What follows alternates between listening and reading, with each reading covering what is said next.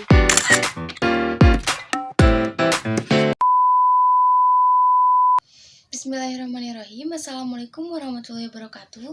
Halo teman-teman, perkenalkan nama saya Kinanti Dwi Kurniawan. Saya dari Fakultas Tarbiyah dan Keguruan Prodi Pendidikan Agama Islam dengan NIM 12320200085. Di sini saya akan melaksanakan ujian akhir semester mata kuliah Pendidikan Kewarganegaraan. Baik, di sini saya akan menjawab pertanyaan pertama, yaitu di mana letak keselarasan dan pertentangan antara hak asasi manusia dan agama. Yang pertama yaitu keselarasan antara hak asasi manusia terletak pada nilai-nilai kemanusiaan yang umum diakui dan diterima oleh berbagai agama. Contohnya seperti kebebasan beragama. Dalam hak asasi manusia, setiap orang berhak memeluk dan beribadah sesuai keyakinan dan kepercayaan agamanya masing-masing. Dan dalam agama, memiliki toleransi yang dimana saling menghargai setiap agama yang dianut oleh setiap manusia. Yang kedua yaitu pertentangan, mungkin muncul ketika interpretasi agama membatasi atau mengekang hak-hak tertentu seperti kebebasan, berekspresi, atau hak LGBT.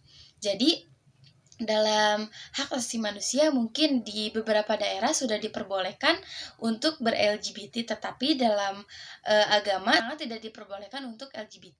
Baik, di sini saya akan menjawab pertanyaan yang kedua, yaitu jelaskan bagaimana relasi di antara tiga lembaga, legislatif, eksekutif, dan yudikatif dalam mencapai tujuan nasional. Yang pertama adalah legislatif. Bertanggung jawab untuk membuat undang-undang, legislatif harus bekerja independen untuk menjamin pembuatan hukum yang sesuai dengan kebutuhan dan aspirasi masyarakat.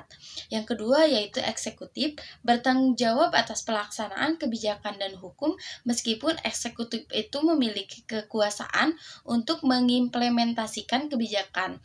Ia tidak boleh menantang atau manipulasi keputusan legislatif.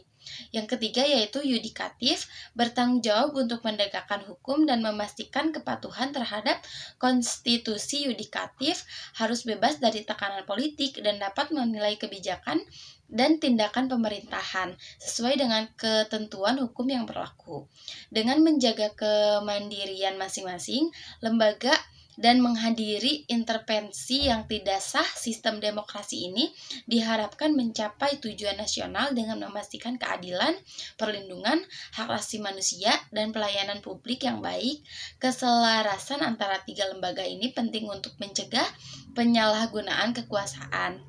Baik, di sini saya akan menjawab pertanyaan nomor 3, yaitu agama sebagai sumbernya, peradaban sebagai prosesnya, dan masyarakat sebagai hasilnya. Nah, pertanyaannya, apakah konsep tersebut sesuai dengan model masyarakat kota yang dibangun oleh Nabi Muhammad SAW di Madinah? Jadi, konsep masyarakat Madani menurut Dawam Raharjo memiliki elemen-elemen seperti agama, peradaban, dan masyarakat kota. Nah, meskipun tidak secara langsung merujuk pada model masyarakat kota yang dibangun oleh Nabi Muhammad di Madinah, konsep tersebut mencerminkan nilai-nilai yang sejalan dengan prinsip-prinsip Islam yang diimplementasikan oleh Nabi Muhammad untuk membangun Madinah. Dalam konteks ini, masyarakat Madani dapat dianggap sesuai dengan model masyarakat kota yang dibangun oleh Nabi Muhammad. Baik, saya akan menjawab pertanyaan yang terakhir, yaitu bagaimana upaya efektif mitigasi radikalisme kepada pemuda. Nah, yang pertama yaitu pendidikan inklusif. Maksudnya memasukkan pendidikan anti radikalisme dalam kurikulum sekolah untuk meningkatkan pemahaman tentang toleransi, keragaman, dan nilai-nilai Pancasila. Nah, yang kedua yaitu pemberdayaan pemuda. Memberikan peluang dan ruang partisipasi aktif kepada pemuda dalam kegiatan seperti sosial, ekonomi, dan politik untuk mencegah mereka terpinggirkan dan rentan terhadap paham radikal. Yang ketiga yaitu media dan literasi digital. Mengembangkan literasi media dan digital agar pemuda dapat memahami dan menyaring informasi dengan kritis, sehingga lebih terhindar dari pengaruh radikalisme online. Nah, yang keempat yaitu dialog antar agama dan antar budaya. mendorong dialog yang konstruktif beragama dan antara budaya untuk membangun pemahaman dan toleransi antar kelompok dan masyarakat. Yang kelima yaitu penguatan keluarga. Memberdayakan keluarga untuk mendukung perkembangan anak-anak dengan nilai-nilai keberagamaan, toleransi, dan kritis terhadap informasi yang diterima. Lalu yang keenam yaitu pergerakan hukum. Memastikan penegakan hukum yang tegas terhadap individu dan ataupun kelompok yang terlibat dalam kegiatan radikalisme untuk memberikan efek jerak dan perlindungan masyarakat dari ancaman tersebut.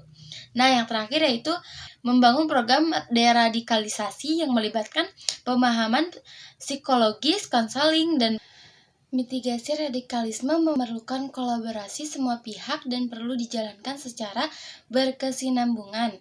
Dalam hal ini, peran pemerintah, masyarakat, lembaga pendidikan, dan keluarga sangat penting untuk menciptakan lingkungan yang aman dan mendukung perkembangan pemuda sesuai dengan nilai-nilai demokrasi dan Pancasila. Mungkin cukup sekian yang dapat saya sampaikan, kurang lebihnya mohon maaf. Wassalamualaikum warahmatullahi wabarakatuh.